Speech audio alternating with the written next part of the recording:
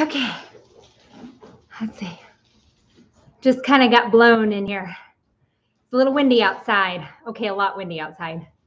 So, all right. So, if you guys have never been to kind of a workshop like this, I'm going to talk a little bit about relationships and spiritual relationships, and talk to you about kind of the definitions. Here's the key with all of this: is that there is no Webster's dictionary for any of this stuff. So it gets to be really kind of confusing with this terminology of twin flames. It just gets thrown around a lot. So I kind of want to set the record straight. Now, you have to remember, again, this is my interpretation. There is no Webster's dictionary for spiritual terminology, at least yet.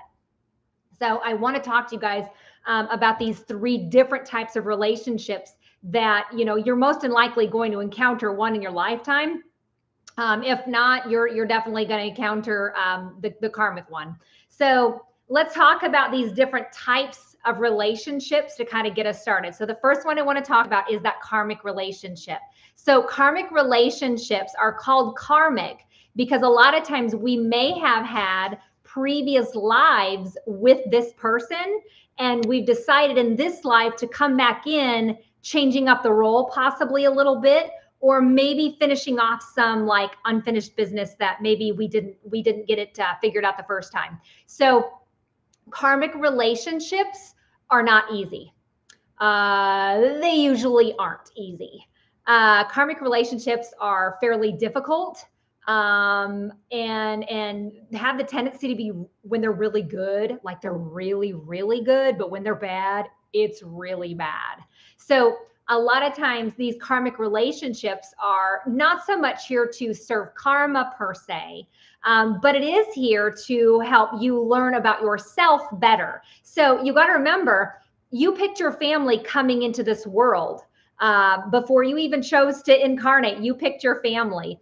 And within your family, you're going to have all different types of people. They are, even though you were raised the same way, they're not going to be the same when you get out of the house. You're just not. You're going to be different.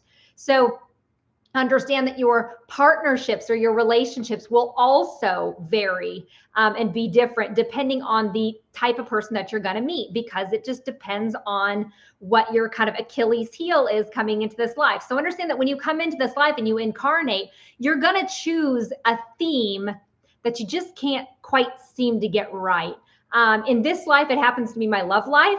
And so some people, it might be grief, death. Some other people, their issues may be with their family. Some other people, issues may be with their career and money. Some people, it's with themselves. So you're always going to have one issue when you come into this world. And whether it's yeah, they're hard. I'm not going to say that they're negative, but they are hard. But somebody has to teach you that hard. So we're going to pick a family member or a loved one or partner that's going to teach us best. All right. Okay. So understand that, like I said, in this life, it's my love life. Everybody else, it's something different. So this is, I'm not going to sit there and say I'm an expert in this, but I've had practice. Let's just put it that way. When I'm talking about karmic relationships, usually these are the relationships kind of right out of high school. Usually those are the karmic ones, the lessons that we learn. And within karmic relationships, there's a lot of finger pointing. Well, if you were doing this and you were doing that, and if you would have done this better, and if you would have done that better. So there's a lot of finger pointing versus, say, the soulmate relationship where the finger goes into you and you're like, wow, what am I doing wrong to upset this person? Usually within a karmic relationship, you're like, what do you're really ticking me off by doing this. There also comes out some of those issues when we're talking about karmic relationships as well. They're not always positive. Like I said, some people who don't say have a love life issue when they incarnate in this world probably are going to meet their soulmate right out the gate, right? So a lot of people I know of have met their soulmate quite literally right out of high school. So that doesn't mean it's necessarily karmic. It just depends, again, on your kind of your lessons, the big lesson that lesson that you need to learn in this lifetime. All righty. So understand that when we're talking about karmic relationships, it also means that we're talking about the empathic narcissistic relationship, like one's a giver, one's a taker, right? We're talking about the codependency relationship where, you couldn't get away from this person because you were just so codependent. You can't even go shopping without this person because of the codependency issue. So this also goes with the rescuer broken person. I see a lot of guys that continually choose women who aren't able to take care of themselves because they just want to be that rescuer. So I see a lot of that too. That's also karmic. Another type of karmic relationship would be the parent-child relationship. That's also a karmic relationship. So those types of scenarios or those types of relationships, those are karmic. They're not meant to last. And I think that really upsets a lot of people when I say that, because in their mind, once they get married, that's it, lock, stock, barrel. I got to stick with this person, even if they beat me, even if they abuse me, even if they X, Y, and Z. No. There is a stupid little, hey.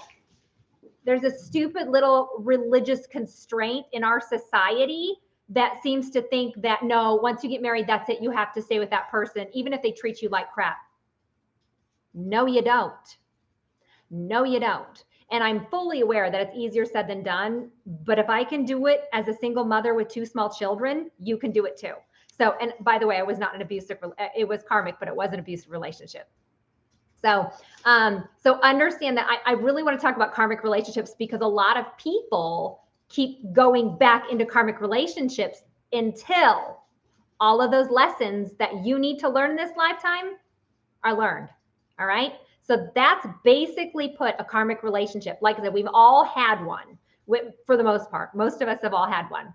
The next one I want to talk about, isn't that part of taking a vow or an oath? It is. But at the same time, if you are being abused, man or woman, doesn't matter. If you are not in the right relationship and that person is unwilling to change because they can't see fault within their own actions, or they are completely just, they don't want to, well, then that's your choice, is to leave. It takes 2 people to be in a marriage. One person can't hold up a marriage, not for a long period of time anyway. Yes, one person can absolutely help the other person, you bet. But if you get to a point where you're beating a dead horse and the other person is unwilling or doesn't want to change, well, then you've got to leave. So, because what's the point of you self-sacrificing your happiness to make somebody else happy? No. I will tell you this, children would rather be from a broken home than continue to live in one. They would. All right. So I said, it gets real tricky when we're talking about, religion and social pressures to, not having that tick mark of, oh, you've been divorced. Oh, that's a tick mark. So here's the deal. If you're at least willing to improve yourself when you get out of something like that, great. All right. So I want to talk about that's karmic. All righty. Karmic. So number 2, I want to talk about soulmate relationships. So if you are lucky enough to have a soulmate relationship, it's beautiful. It's a beautiful thing. And I will tell you that a soulmate relationship feels completely different than a karmic one. A lot of times I see people in a karmic relationship, oh my God, it's love at first sight. And they really struggle about 3, 5, 7 years down the road. Okay. So don't get me wrong. Soulmate relationships will too. They will struggle. It's not going to be all rainbows, sunshines, and fairies. Let's be real here. But what it will do will have you look at yourself within a partnership in a completely different angle. Instead of you looking at the other person and going, just, I can't stand the way you breathe. It makes you go, why am I so irritated with him breathing? What's not fixed within myself that I need to change yet? That's the big difference. Soulmate relationships make you a better person. They make you a better person by having that other person be non-judgmental about the crap that you bring to the plate. They will love you unconditionally. Both sides love unconditionally. Now, here's the kicker. We can have friendships like that too. So we have soulmates as far as soulmates, as far as partners. We have soul friends. We have soul teachers. People a lot of times refer to me as a soul teacher. I just help you how to navigate through life. All right. So, but there are soul teachers out there where you first meet somebody and you're like, wow, there's something about you that's really captivating, and I want to learn more about you. And then there's also soul families. Now, soul families many times are born or die the same day. They're usually really fairly significant. Or you know, your grandma say, so for instance, in my family, there's a lot of horticulturalists. So, and I didn't even know that. So I have a bachelor's degree in horticulture. My Aunt Karen is very big into plants. So is my Aunt Carolee. And then my grandpa was raised, his father owned a greenhouse as well. So he was quite the green thumb as well. So it was really interesting to see that family tie of even something that we all are very interested in, similarities. But like I said, many times there's significance in that you're born on the same day as, say, your grandma, and your grandma had died on the same day as your mother. So that's a soul family. So those are soul ties. That's where the term family ties comes together, is that you're tied to that person, etherically speaking. So, but you can also have best friends. And you know what I'm talking about. When those best friends, they don't judge you. You can go months without talking without each other. And all of a sudden they're like, hey girl, you're like, hey, how you been? So that's a soulmate friend. They don't judge you for the dumb shit you do. They're just going to go along with the ride. Be like, sis, do you not see this train come? Oh, you don't see the train coming down the track. Okay, well, either way, I want to let you know there's a train coming, but I love you. And if that makes you happy, then I'm going to support whatever you're going to do. Okay, that's a best friend. We're not going to judge somebody on some of the actions that they do necessarily, because, hey, we all learn. We're all learning, right? So that to me is a soulmate relationship when it comes to a friend, okay? And a soulmate partnership is, it's magical, because when you have a true soulmate, you don't even question if it's a soulmate. You don't have to. You know it is. You already know that. So that's why a lot of times when you guys catch me on the Q&As, somebody will be like, oh, is so-and-so my soulmate? I'm like, if you're asking the question, probably not. Probably karmic relationship. So, and then we come to the twin flame. Okay, let me explain how I see the twin flame thing. All righty. So first of all, a twin flame relationship, a true twin flame, is extremely rare. And it's not to be taken lightly. So just because two people are enlightened does not make them twin flames. So my husband is enlightened. I'm enlightened. He's my soulmate. He's not my twin flame. Your twin flame, if you are 6 years old or older, you probably will not find a twin flame relationship in this lifetime. Okay, you're going to find a soulmate. So there are 3 different types of intuitive people in this world. And I'm going to be talking about psychic kids here in about 2 weeks. I'll be doing a video on YouTube here on this one. So, but there's basically put 3 different types of intuitive people. There's indigos, there's crystals, and then there's rainbows. So indigos, I'm considered an indigo warrior. We come from the hippie generation. Okay, the hippies were actually the front runners in this, but they kind of petered out a little bit. Too much LSD and weed. So that kind of petered down a little bit. So what ends up happening is that we, us indigos, are their children. We are kind of the front runners here. So we are the intuitive ones that are here to really destruct the old school archaic system that's existing, especially within the government, the healthcare. Would you stop it? The government, the healthcare, and the school system. All right. So now that we're getting a little bit older, my daughter came in. So we're having children. Those children are either indigo or crystalline children. Okay. And so now our crystalline children are now in their mid-20s to 30s, and they are now able to have children of their own. If 2 enlightened crystal children come together, and they have to be enlightened past a stage 3, seeing the replicating numbers. So if they get pregnant after the both of them see replicating numbers, they have the potential, not always, they have the potential to have a rainbow child. Now, these rainbow children are brand new souls here on earth. They have absolutely no fear, and they are peace-loving little hippies, all right? So rainbow children, when they get old enough to date, they will be able to potentially, possibly meet their twin flame. A twin flame is exactly what I'm saying. They are identical to you. You may look very similar. You're born on the same day. You have the same eye color, the same hair color. You were raised the same way. You have the same belief systems. You have the same family structure. You have the same moral clause. You have the same spiritual outlook on everything.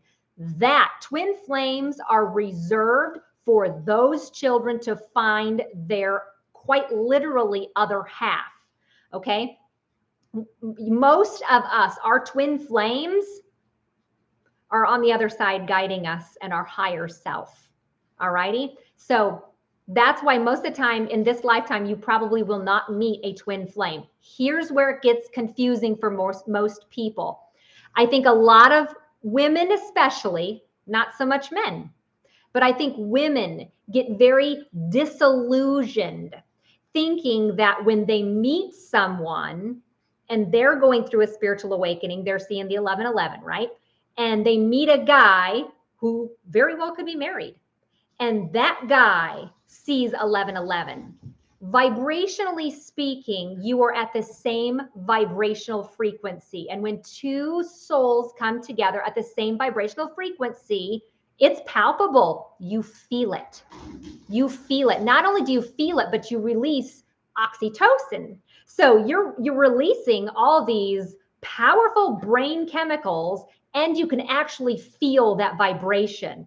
And this is where a lot of women are like, oh my God, I met my twin flame. He's still married. He doesn't even know that I exist, but I know he's my twin flame. No, girl. No, he's not your twin flame. Okay. He's another guy who happens to be energetically and vibrationally synced to your level. All righty. So please understand that is not a twin flame. A true twin flame relationship would never run away. They're never going to be like, oh my God, this is just too much. I have to just stop what I'm doing. And I'm like, that's immaturity. There's a big difference in that. And it's really interesting when I have a lot of people come in and they are telling me that they've met their twin flame, but they don't realize that that is actually lust. That is not love. Although it feels very unconditional. Absolutely. But it's really hard for me just to sit there and bite my lip about it because I know it's not a twin flame relationship. I know most unlikely that relationship will never come about. And if they come in to get a reading, I'm going to point blank tell them that. So I'm the type of person, I don't sugarcoat turds. Okay. I say what it is. So if you're coming to me and be like, oh my gosh, he's totally my twin flame. No, he's not. No, he's not. So understand that one. All right. So I really wanted to talk to you, like I said, about that twin flame thing, because it is such a rare bird that I don't think that we're necessarily going to see it in this lifetime. So we'll see. Can a twin flame be a sibling twin that is passed on when they were born? Night owl, that is very possible. I can't say that it's not possible. But it is quite possible. Twins would be the only weird little exception to the rule on that one. But usually twins are soulmates. Usually they're soulmates of some sort. So they're, they had some unresolved crap in a previous life. They're like, hey, you know what? We were sisters and we didn't get along very well. Let's come in as twins this time and see how well we get along. Oh yeah, that's great. Let's try it. So yeah, a lot of times that happens. So hopefully, like I said, this kind of helps you guys to figure out a little bit more about that difference between, like I said, karmic relationships, a true soulmate relationship, and that twin flame relationship. And I think a lot of times people, use those words, just throwing them out there like twin flame. And I'm like, that's a very sacred thing, because when two twin flames meet up in this world, that energy is so palpable that their only mission is to help create a new world. Like that's their job. So they're now coming, getting infiltrated in, so to speak. The problem is that it's not so much that it's not so much that we don't have enough people to have children. It's that there's so many that want to, so many rainbow kids want to incarnate at this time. We only have so many bodies to incarnate into. So for every, it's like almost 1 to 3, 1 to 4. So for every 4,000, souls up in heaven wanting to incarnate as a rainbow child, we only have 1,000 that are going to be able to incarnate. So like I said, those rainbow kids, you'll know when you see a rainbow kid. So crystal kids too. Crystal kids have big eyes. We all intuitive kids and adults have big eyeballs usually. All right. But these rainbow kids, they're wicked. They have wicked eyes. When they look at you, they look at your soul. They got you red. And they're like, yeah, I know what you're here to do. You're on my team. Hey, how's it going? You're like, I didn't even say, I just looked at you. So they're wicked good. And they get upset because they can't instantly manifest. They get mad because they know that they can do it. They know it's possible. So they just get all mad. So pretty interesting. Let me just go back because there's a lot of questions when it comes to indigo, crystal, rainbow. Okay, so I'm 45 years old. I'm considered an indigo warrior. I am here to kind of lead the enlightened ones to help everybody else out. I'm kind of the teacher to the enlightened teachers, if that makes any sense. So us indigos do everything based in truth and integrity. You don't lie to an indigo. We'll cut you at your knees with your truth. Okay. So, and then we have children that are crystalline kids, and those crystal kids are usually autistic or for some form of autism.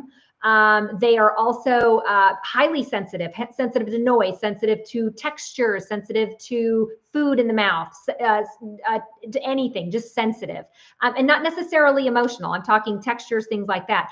They also have very high allergies, lots of allergies with crystal kids. They're very sensitive.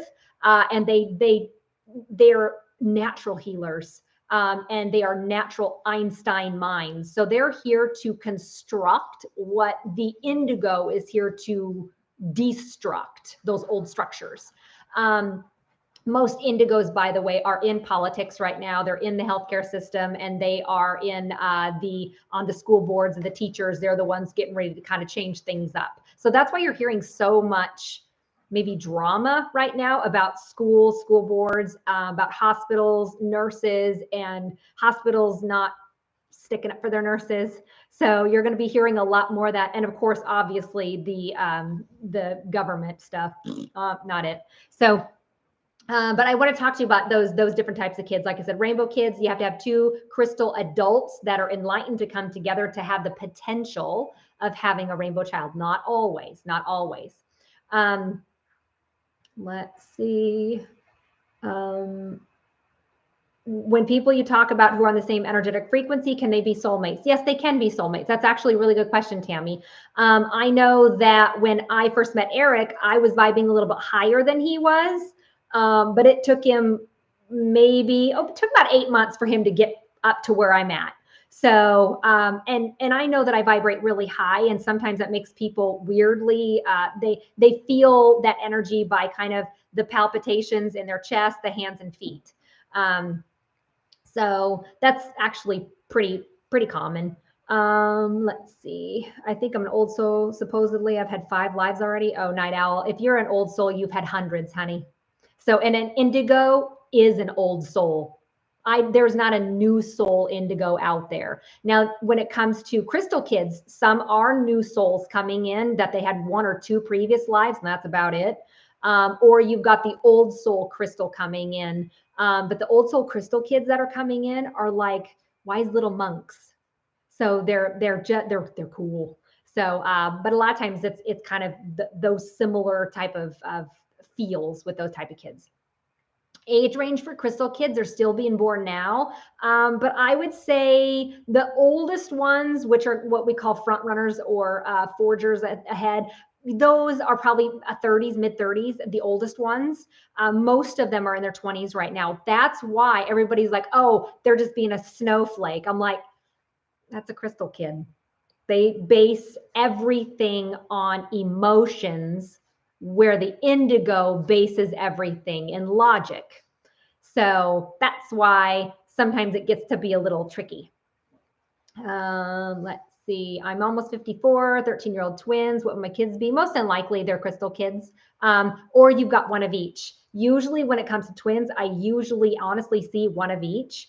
The indigo is the one that's like, don't tell me what to do, blah, blah, blah. That one, the defiant one. And then you have the sensitive one that just wants a hug all the time. That's the crystal kid. So usually you got one of each. How do you explain a past life soulmate love? Because I get that a lot about my connection. Like I said, if you in this life, if you meet your soulmate, you probably did have a previous life with that person. Maybe not a lot of previous lives, but a few. So other times, if it's meant to be a brand new relationship, it's gonna feel that way. I know that it was kind of very similar to that with Eric. People are like, oh, did you know when you first met him that this was going to be the one? I'm like, yes and no. Yes, because it clicked and it clicked very, very well. No, because it wasn't instant recognition. When I first met him, I'm like, okay, he's nice. Like, I didn't recognize him right off the bat of like, oh my God, that's my soulmate. He's the one. That's it. Lock, stock, barrel. I'm done. No, I knew him for a year and a half. I knew of him for a year and a half before he actually asked me out on a date. So that doesn't mean, like I said, soulmate, I think people get always confused with soulmate with love at first sight. Nope, not true. Because a soulmate relationship is very natural, easy, organic, easygoing. Are all kids born today enlightened? Most of them are. Most of them are. Like I said, I'll talk more about these psychic kids here in 2 weeks. I've got, like I said, I have an event here on YouTube here in about 2 weeks talking about psychic intuitive kids. So I'll really go in depth with all of that. I just wanted to talk to you a little bit about how your intuition, or how you being enlightened and meeting another enlightened person who's the opposite sex doesn't always make them a twin flame. It doesn't even always make them a soulmate either. It just means that you're vibrating at a certain frequency, that person's vibrating at a certain frequency, and you met that person. That's it. It doesn't mean that you're supposed to have a romantic relationship with them. Do you feel astrological aspects supporting past life connection is showing soulmate connections? That is possible. There's a few things in my world that are what I feel like more hard facts or scientifically based, if you kind of want to put it that way. Palmistry is one of those, astrology is one of those, and numerology is one of those. Those are pretty solid things that just don't change. So I would think that would have something to do with it. Absolutely. Let's see. Most of the time when you're hearing the people throw around the word light worker, it just means that they're enlightened. That's all that means. I think that there's a lot of people that are like, oh, I'm a star seed, and oh, I'm a light worker. I'm like, you're enlightened. Welcome to the club.